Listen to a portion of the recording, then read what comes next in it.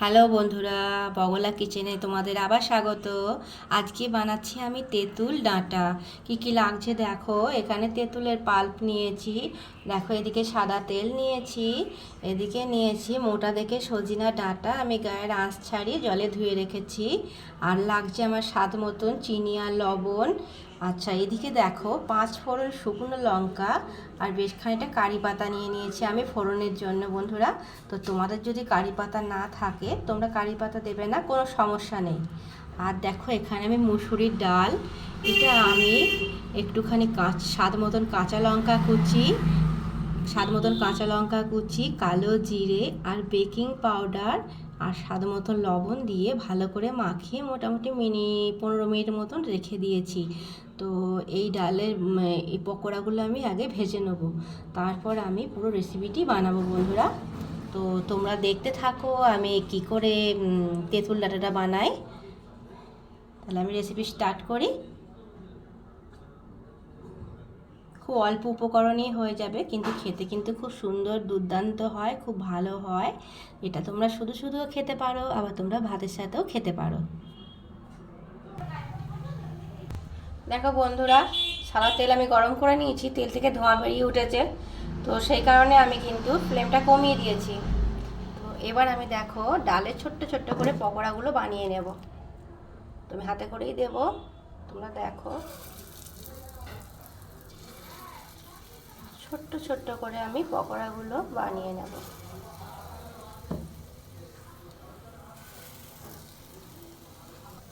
বন্ধুরা, তো ডালের পকোড়াগুলো আমি ভাজতে দিয়েছি, ফ্লেমটা প্রথমে বাড়িয়ে দিয়েছিলাম, তারপরে কমিয়ে দিয়েছি, দিয়ে এবার আস্তে আস্তে ভাজা হচ্ছে। যদি হাই ফ্লেমে ভাজলে বন্ধুরা পকোড়াগুলো কিন্তু বাইরেটা ভালো করে ভাজা হবে, ভেতরটা কাঁচা থেকে যাবে। তাই আমি ফ্লেমটা প্রথমে বাড়িয়ে নিয়ে তারপরে কমিয়ে আমি পকোড়াগুলো কড়াইয়ে ছেড়েছি। এবার আমি আস্তে আস্তে এক পিঠ ভাজা হয়ে গেলে তারপরে আমি আবার এই পকোড়াগুলোকে উল্টে দেবো আর এক পিঠ ভাজার জন্য। প্রথমে আমি নিবু মাঝারি আছে ভেজে নেবো, লাস্টে নামানোর আগে আমি ফ্লেমটা একটু বাড়িয়ে তারপর নামিয়ে নেব।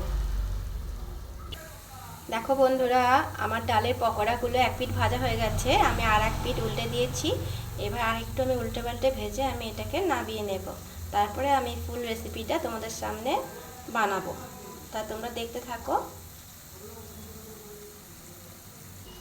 বন্ধুরা, আমার মসুর ডালের পকোড়াটা ভাজা হয়ে গেছে, এবার এটা আমি নামিয়ে নেব আর তেলটা আমি একটু কমিয়ে নেব, দিয়ে আমি রেসিপিটি শুরু করব।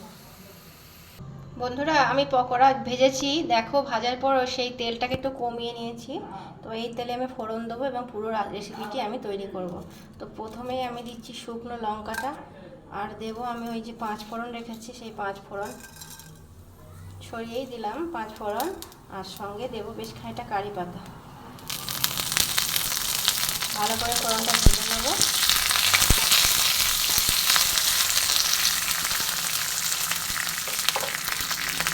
তো বন্ধুরা, ফোড়নটা ভাজা হয়ে গেছিলো, আমি ডাঁটাগুলো ছেড়ে দিয়েছি। হালকা একটু নাড়াচাড়া করে আমি ডাঁটাগুলো সেদ্ধ হওয়ার মতন জল দেবো। তো বন্ধুরা, আমার ডাঁটাটা একটু ভাজা হয়ে গেছে, এবার আমি একটু জল দেবো একটু সেদ্ধ করার জন্য। ফ্লেমটা একটু কমিয়ে দেবো, কমিয়ে স্বাদ মতন লবণটা দেবো আর চিনিটা পরে দেবো। ডাঁটা একটু সেদ্ধ হোক, তারপরে তোমাদের আমি দেখাচ্ছি কি করব। বন্ধুরা, ডাঁটাটা সেদ্ধ হওয়ার জন্য আমি একটু ঢাকা দেবো, তো একটু সেদ্ধ হোক, তারপরে আমি আসছি। বন্ধুরা, আমি ঢাকাটা খুলবো। দেখো আমার ডাঁটা সেদ্ধ হয়ে এসেছে। এবার আমি যে মসুর ডালের পকোড়াগুলো ভেজে রেখেছিলাম সেগুলো এর সঙ্গে দেব। দেখো পকোড়াগুলো দিয়ে দিচ্ছি আমি। পকোড়াগুলো হালকা একটু সেদ্ধ করে নেবো, তারপরে আমি তেঁতুলের পাল্পটা দেবো। আমি সব কটা ডালের পকোড়া দিয়ে দিয়েছি বন্ধুরা।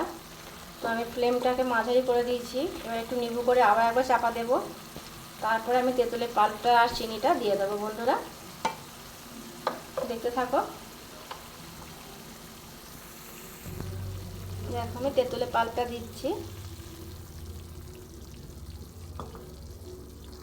তো বন্ধুরা আমি একটু ঢাকা দিয়ে দিচ্ছি, একটু ভালো করে বড়ার সঙ্গে আর ডাঁটা আর বড়ার সাথে তোমার ফোড়নটা ভালো মতন মিশে যাক, মিলমিশ হোক, তারপরে আমি আবার দেখাচ্ছি।